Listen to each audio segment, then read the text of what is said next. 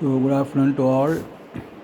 ഇപ്പോൾ ഇന്ന് നമ്മൾ സംസാരിക്കാൻ പോകുന്ന സബ്ജക്റ്റ് നല്ലൊരു ഡിസ്ട്രിബ്യൂട്ടറാണ് നമ്മുടെ പ്രോഡക്റ്റിൻ്റെ വിജയം. നല്ലൊരു പ്രോഡക്റ്റ് മാനുഫാക്ചർ ചെയ്തു, നല്ലൊരു മാർക്കറ്റിംഗ് പേഴ്സൺ ഉണ്ട്, നല്ല ബാക്ക് ഓഫീസ് ടീമുണ്ട്, എല്ലാം ഉണ്ടെങ്കിൽ പോലും നല്ലൊരു ഡിസ്ട്രിബ്യൂട്ടറാണ് നമ്മുടെ മെയിനായിട്ട് നമ്മൾ അപ്പോയിൻ്റ് ചെയ്യേണ്ടത്. ആ ഡിസ്ട്രിബ്യൂട്ടർക്ക് സാമ്പത്തികമായ കേപ്പബിലിറ്റി ഉണ്ടാകണം. ഇത് കൂടാതെ അദ്ദേഹം ഒരു ഡിസ്ട്രിബ്യൂഷൻ ചെയ്തിട്ടുണ്ടിരിക്കുന്ന ഒരാളായിരിക്കണം. പുതിയൊരു ഡിസ്ട്രിബ്യൂട്ടറെ നമ്മൾ അപ്പോയിൻറ്റ് ചെയ്താൽ അവർ മാർക്കറ്റിൽ പോകുമ്പോൾ റീറ്റെയിലേഴ്സ് ക്രെഡിറ്റ് ചോദിക്കും. അവർക്കത് ക്രെഡിറ്റ് കൊടുക്കാനുള്ള ബുദ്ധിമുട്ടുണ്ടാവും. അവർ ക്രെഡിറ്റ് കൊടുക്കില്ല. സാധനം നമ്മുടെ അടുത്ത് വാങ്ങി വെച്ച് ക്രെഡിറ്റ് കൊടുത്തിട്ടില്ലെങ്കിൽ മാർക്കറ്റിൽ അത് വിൽക്കാൻ പറ്റില്ല.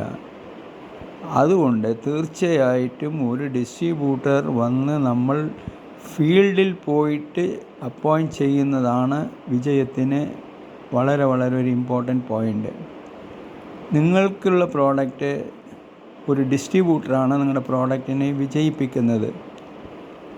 എല്ലാ ബുദ്ധിമുട്ടുകളും ഒരു ഡിസ്ട്രിബ്യൂട്ടറാണ് ഏറ്റെടുക്കുന്നത്. മാനുഫാക്ചർ പ്രോഡക്റ്റ് ഉൽപ്പാദിച്ച് ഡിസ്ട്രിബ്യൂട്ടർ എത്തിക്കുന്നു. ഡിസ്ട്രിബ്യൂട്ടറാണത് കടയിൽ കടം കൊടുത്ത് ആ പ്രോഡക്റ്റ് ഒരു മാസം കൂടെ നിന്ന് കുറച്ചായിട്ട് കാശുകൾ വാങ്ങിക്കുകയാണ് ഒരു ഡിസ്ട്രിബ്യൂട്ടർ ചെയ്യുന്നത്. മാനുഫാക്ചറിനെ സംബന്ധിച്ചോളം ഒരു കടം കൊടുക്കാനുള്ള സാധ്യതകൾ വളരെ കുറവാണ്. മാനുഫാക്ചറെ സംബന്ധിച്ചോളം ഒരു 100 ഡിസ്ട്രിബ്യൂട്ടർ ഉണ്ടാവും. ഈ 100 ഡിസ്ട്രിബ്യൂട്ടറിനും കടം കൊടുത്ത് ബിസിനസ് ചെയ്യാൻ കഴിയില്ല. അതുകൊണ്ട് മാനുഫാക്ചർ കുറഞ്ഞ ലാഭത്തിൽ ഡിസ്ട്രിബ്യൂട്ടർക്ക് പ്രോഡക്റ്റിനെ ഏൽപ്പിക്കും. മാനുഫാക്ചറെ സംബന്ധിച്ചോളം സ്കെയിലിങ്ങിലാണ് പ്രോഫിറ്റ്. എത്ര ബിസിനസ് കൂടുന്നോ അതിനനുസരിച്ച് ഒരു ചെറിയൊരു ലാഭം വെച്ചാണ് മാനുഫാക്ചർ ബിസിനസ് ചെയ്യുന്നത്. അതുകൊണ്ട് തികച്ചും ഡിസ്ട്രിബ്യൂട്ടേഴ്സിന് കടം കൊടുക്കാൻ മാനുഫാക്ചറിന് സാധ്യമല്ല. എന്നാൽ ഡിസ്ട്രിബ്യൂട്ടേഴ്സ് ഒരു ഏരിയയിലാണ് ഡിസ്ട്രിബ്യൂട്ട് ചെയ്യുന്നത്. സോ അതവർക്ക് കയ്യിൽ ഒതുങ്ങി നിൽക്കുന്ന ഒരു ഏരിയയിലായിരിക്കും അവരുടെ വർക്കിംഗ് നടക്കുന്നത്. അതുകൊണ്ട് അവർ എപ്പോഴും കടം കൊടുക്കും, കടം വാങ്ങും. അങ്ങനെ ഒരു റോളിങ്ങിലാണ് അവരുടെ ബിസിനസ് മുന്നോട്ട് പോയിക്കൊണ്ടിരിക്കുന്നത്. സോ ഡിസ്ട്രിബ്യൂട്ടേഴ്സ് ഇത് മനസ്സിലാക്കിയിരിക്കണം. നമ്മൾ കൊടുക്കുന്ന റീറ്റെയിലർ ഉടൻ തന്നെ അത് വിൽക്കാൻ കഴിയില്ല. അയാളും വന്ന് ഒരു 3 മാസം കൊണ്ടായിരിക്കും ആ പ്രോഡക്റ്റ് അവിടെ വിൽക്കുന്നത്. അപ്പോൾ നമ്മളൊരു 15 ദിവസം കടം കൊടുത്താലും പുള്ളിക്ക് അതൊരു ഹാപ്പിനെസ്സാണ്. കടം വാങ്ങിക്കണമെന്ന്. പക്ഷേ അതിലവർ ഇൻവെസ്റ്റ് ചെയ്യുന്നുണ്ട്. ഇൻവെസ്റ്റ് ചെയ്യാതെ ഒരു കടക്കാരനും കച്ചവടം ചെയ്യാൻ പറ്റില്ല. സോ ഡിസ്ട്രിബ്യൂട്ടർ മാർക്കറ്റിൽ ഇറങ്ങി വർക്ക് ചെയ്യുന്ന ഒരു ഡിസ്ട്രിബ്യൂട്ടറെ നിങ്ങൾ കണ്ടെത്തിയാൽ അതാണ് നിങ്ങളുടെ പ്രോഡക്റ്റിൻ്റെ വിജയം. നമ്മുടെ പ്രോഡക്റ്റ് വഴി അവർ സമ്പാദിക്കണം. അതിൽ നിന്നും ഒരു രൂപയെങ്കിലും അവർക്ക് കിട്ടുമ്പോൾ അതിലുള്ള സന്തോഷമുണ്ടാകണം. നമ്മുടെ പ്രോഡക്റ്റിനോട് ഒരു പാഷൻ വേണം. ജസ്റ്റ് 10 പ്രോഡക്റ്റ് 20 പ്രോഡക്റ്റ് ഉള്ളൊരു ഡിസ്ട്രിബ്യൂട്ടർ അവർക്ക് ഇതൊരു പ്രോഡക്റ്റ് ഒരു വലിയ കാര്യമല്ല എന്ന് പറഞ്ഞ് ഇതൊന്നും അത് സമ്പാദിക്കാനുള്ള ആഗ്രഹം അവർക്കുണ്ടെങ്കിൽ മാത്രമേ ആ ഡിസ്ട്രിബ്യൂട്ടർ വിജയിക്കൂ. തീർച്ചയായിട്ടും ഡിസ്ട്രിബ്യൂട്ടേഴ്സിൻ്റെ പ്രശ്നങ്ങൾ മനസ്സിലാക്കിക്കൊണ്ടായിരിക്കണം ഒരു മാർക്കറ്റിംഗ് എക്സിക്യൂട്ടീവ് ഫീൽഡ് വർക്ക് ചെയ്യേണ്ടത്. കാശ് കിട്ടാത്ത കടയിൽ ചെന്ന് മാർക്കറ്റ് ചെയ്യുന്നത് ഒരു സെയിൽസ്മാൻ്റെയും കഴിവല്ല. അതിനൊരു ചെറിയ കുട്ടി പോലും ചെയ്യാൻ കഴിയുന്ന കാര്യങ്ങളാണ്. മാർക്കറ്റിങ്ങിൽ നമുക്ക് വേണ്ടത് ഇൻറ്റിഗ്രിറ്റി ഇൻ സെല്ലിങ്. നമ്മൾ സത്യസന്ധമായി തന്നെയാണ് മാർക്കറ്റിങ്ങിൽ വർക്ക് ചെയ്യേണ്ടത്. അത് ഡിസ്ട്രിബ്യൂട്ടർ ആണെങ്കിൽ നമ്മൾ ചിന്തിക്കണം നമ്മളൊരു ഡിസ്ട്രിബ്യൂട്ടറായി കണ്ടുകൊണ്ട് ഭാവിയിൽ നമ്മളൊരു ഡിസ്ട്രിബ്യൂട്ടർ ആയിരിക്കും. അതുകൊണ്ട് ഇന്നേ ആ ഡിസ്ട്രിബ്യൂട്ടറിൻ്റെ പ്രശ്നങ്ങൾ മനസ്സിലാക്കി ആ രീതിയിലായിരിക്കണം ഒരു മാർക്കറ്റിംഗ് എക്സിക്യൂട്ടീവ്സ് ഫീൽഡിൽ വർക്ക് ചെയ്യേണ്ടത്. കടയിൽ ചെന്ന് ഡംപ് ചെയ്യാതെ ആ കടയിൽ പോകുന്ന മാർക്കറ്റ് പ്രോഡക്റ്റിനനുസരിച്ച് 20 കട വിൽക്കുന്നത് 100 കടയിൽ വിൽക്കുമ്പോൾ നമ്മുടെ പ്രോഡക്റ്റും അവർക്കും ബുദ്ധിമുട്ടുണ്ടാകില്ല. അടിച്ചേൽപ്പിക്കാതെ വിൽക്കുന്നതനുസരിച്ച് വേണം മാർക്കറ്റിൽ റീറ്റെയിലറിന് സ്റ്റോക്ക് കൊടുക്കാൻ. റീറ്റെയിലറിന് കൊടുക്കുന്നത് 6 പീസ് വിൽക്കുന്ന കടയിൽ കൊണ്ടുപോയിട്ട് ഒരു ബോക്സ് ഇറക്കി വെച്ച് കഴിഞ്ഞാൽ അത് സെയിലല്ല, അത് ഡംപിങ് ആണ്. അതുവഴി നമുക്ക് ആ റീറ്റെയിലർ നഷ്ടപ്പെടും. ദയവുചെയ്ത് അത്തരത്തിലൊരു സെയിൽസായിട്ട് നമ്മൾ പറയാൻ പാടില്ല. അത് കൺസൈൻമെൻറ്റ് വിറ്റിട്ട് കാശുതാ എന്ന് പറഞ്ഞാൽ അതൊരു മാർക്കറ്റിങ്ങിന് ആവശ്യമില്ല. അത് മാർക്കറ്റിംഗ് അല്ല. ഒരു സ്ഥലത്തുകൊണ്ട് വിറ്റിട്ട് കാശാ പറയുന്നത്. ഇപ്പോൾ കണ്ടുവരുന്ന പുതിയ പ്രക്രിയ എന്താണെന്ന് വെച്ച് കഴിഞ്ഞാൽ super stockist system. Super stockist സിസ്റ്റത്തിൽ വർക്ക് ചെയ്യുമ്പോൾ സൂപ്പർ സ്റ്റോക്കിസ്റ്റിന് സ്റ്റോക്ക് വന്ന് കമ്പനി കടത്തിന് ക്യാഷ് വാങ്ങിച്ച് കൊടുക്കുന്നുണ്ട്.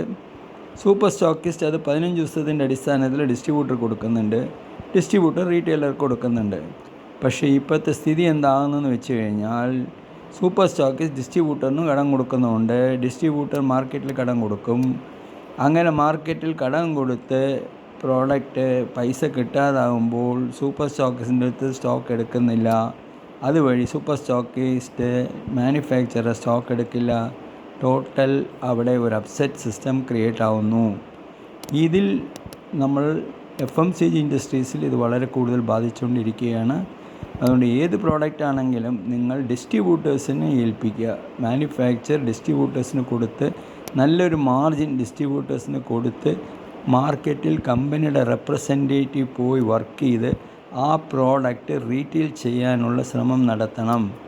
എന്നാൽ മാത്രമേ ആ പ്രോഡക്റ്റിൻ്റെ ഗ്രോത്ത്, ഒരു കൊച്ചു കുട്ടി വളർത്തുന്ന മാതിരിയാണ് നമ്മുടെ മാർക്കറ്റിൽ ഏത് പ്രോഡക്റ്റ് ആണെങ്കിലും, any product for that matter. ആ പ്രോഡക്റ്റ് നമ്മൾ ആരാണ് എൻഡ് യൂസർ എന്ന് കണ്ട് അവരെ ഇൻഫ്ലുവൻസ് ചെയ്ത് വേണം പ്രോഡക്റ്റ് മാർക്കറ്റ് ചെയ്യാൻ. അതൊരു മാസ് പ്രോഡക്റ്റ് ആണെങ്കിൽ നമുക്കത് കഴിയില്ല, അതിനാണ് മീഡിയ വർക്ക് ചെയ്യുന്നത്. പക്ഷേ നമ്മളൊരു വേറൊരു ടൈപ്പ് പ്രോഡക്റ്റാണ് എൻഡ് യൂസേഴ്സ് യൂസ് ചെയ്യുന്ന, ഡയറക്റ്റ് എൻഡ് യൂസർ യൂസ് ചെയ്യുന്ന പ്രോഡക്റ്റാണ് എന്ന് വെച്ചാൽ തീർച്ചയായും അത്തരത്തിൽ ഒരു എൻഡ് യൂസറെ കണ്ടുപിടിച്ച് വേണം പ്രോഡക്റ്റ്. സപ്പോസ് ഒരു പെയിൻറ്റിങ് പ്രോഡക്റ്റ്സ് ആണെങ്കിൽ ഡിസ്ട്രിബ്യൂട്ടർ റീറ്റെയിലർ കൊടുത്താലും അവിടെ പെയിൻറ്റേഴ്സ് ആരാണ്, ആ ഏരിയയിലെ പെയിൻറ്റേഴ്സ് ആരാണെന്ന് കണ്ടുവെച്ച് അവരോട് പറഞ്ഞ് മനസ്സിലാക്കിപ്പിക്കണം. ഒരു പ്രോഡക്റ്റ് ഇൻഫ്ലുവൻസേഴ്സ് അവരാണ്, ആ പ്രോഡക്റ്റ് വാങ്ങുന്നത് അവരാണ്. ഒരു കോൺട്രാക്റ്റ് കിട്ടുമ്പോൾ അവർ തീരുമാനിക്കുക ഏത് പ്രോഡക്റ്റ് വാങ്ങണമെന്ന്. ആ രീതിയിലായിരിക്കും അവർ പ്രോഡക്റ്റ് വാങ്ങിക്കുന്നത്. അതുപോലെ ആണല്ലോ നമ്മുടെ ഡോക്ടേഴ്സും. ഒരു മെഡിസിൻ കടയിലെത്തുന്നു, ഡോക്ടർ നമുക്ക് മരുന്ന് എഴുതി തരുന്നു, നമ്മൾ കടയ്ക്ക് പോകുന്നു, വാങ്ങുന്നു. ആ മരുന്നിൻ്റെ ഇൻഫ്ലുവൻസർ ആരാണ്? ഡോക്ടേഴ്സാണ്. ആ ഡോക്ടേഴ്സിന് ഈ മെഡിസിനെ പറ്റി പോയി കംപ്ലീറ്റ് കാര്യങ്ങളും പറഞ്ഞ് മനസ്സിലാക്കുന്നതാരാണ്? മെഡിക്കൽ എക്സിക്യൂട്ടീവാണ്. സോ മെഡിക്കൽ എക്സിക്യൂട്ടീവ് ആ കാര്യങ്ങളെല്ലാം ആ പ്രോഡക്റ്റിനെ കൂടി പഠിച്ച് ഡോക്ടറുമായിട്ട് അത് സംസാരിച്ച് ഡോക്ടർ കൺവിൻസ് ആവുകയും അത് പേഷ്യൻസിന് ട്രൈ ചെയ്യും. അത് വിജയിക്കുമ്പോൾ ഡോക്ടർ അത് കൂടുതൽ എഴുതാൻ തുടങ്ങും. അങ്ങനെ മെഡിസിൻ ഷോപ്പിൽ ആ പ്രോഡക്റ്റ് മൂവ് ആവും. സോ അവിടെ ഇൻഫ്ലുവൻസേഴ്സ് വന്നിട്ട് ഡോക്ടേഴ്സാണ്. ഇതുമാതിരി എല്ലാ പ്രോഡക്ട്സിനും അതിൻ്റേതായ ഇൻഫ്ലുവൻസേഴ്സ് ഉണ്ടാവും. ആ ഇൻഫ്ലുവൻസേഴ്സിനെ കണ്ട് അവരെ നമ്മൾ ബോധവാന്മാരാക്കണം നമ്മുടെ പ്രോഡക്റ്റിനെ കുറിച്ച്. എന്നാൽ തീർച്ചയായും പ്രോഡക്റ്റ് വിജയിക്കും. സോ അൾട്ടിമേറ്റ്ലി നമുക്ക് മെയിൻ വേണ്ടത് നല്ലൊരു ഡിസ്ട്രിബ്യൂട്ടറാണ്. ആ ഡിസ്ട്രിബ്യൂട്ടറിനെ കണ്ടെത്തുക.